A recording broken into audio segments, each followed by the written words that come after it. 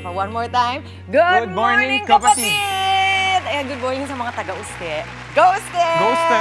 Alright! Ito, Wayne, ha, para sa mga Pilipinong naghahanap ng pagkakakitaan at gustong makapagsimula muli. May programang nagbibigay ng puhunan, ng training at livelihood assistance. Alam mo ba yun? Opo. Ayan. Pero wait, paano nga ba makapag-avail sa Sustainable Livelihood Program ng DSWD? Meron po tayong public service para dyan.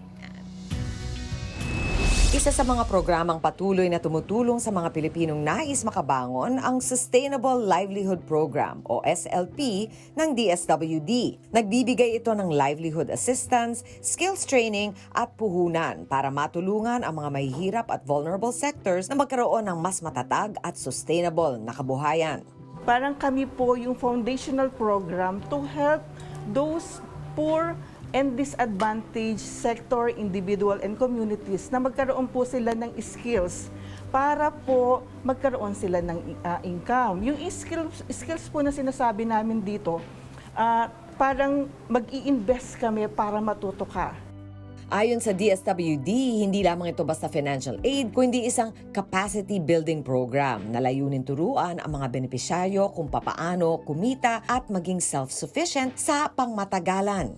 Imbes na isda lang ang binibigay namin sa kanila, tinuturuan po namin sila paano mangisda para po hindi na sila magiging parang dependent dun sa mga assistance na nakukuha nila sa government and other organizations na humihingi po sila ng tulong.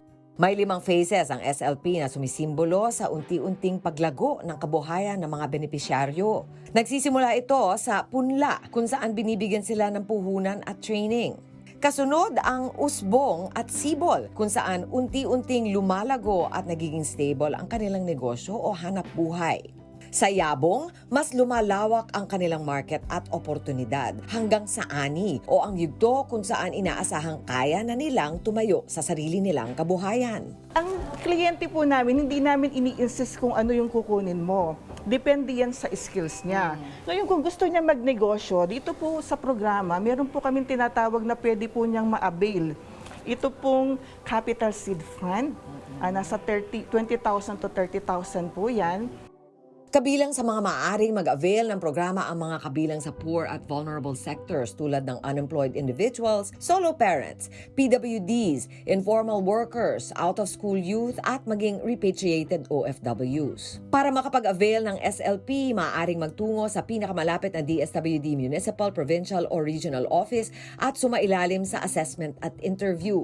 Kapag qualified, sasailalim ang applicant sa social preparation, skills training at paggawa ng business proposal bago mabigyan ng livelihood assistance o puhunan, depende sa kanilang napiling track. After na na-in kayo or pumasa po kayo, from the start up to the end, kami na po yung gagawa. Like, we will capacitate them, we will help them to prepare project proposal, we will help them to establish the enterprise, we will monitor so that we can provide technical assistance kung ano pa po yung problema. Ito ang programang pampubliko na hindi lamang nagbibigay ng tulong, kundi maghatid ng oportunidad para sa pangmatagalang kabuhayan at mas matatag na kinabukasan para sa bawat Pilipino. Mga kapatid, Dimples Romana po, maging maalam at may pakialam sa mga napapanahong issue at headlines. Mag-follow na po at subscribe na sa social media pages ng News 5.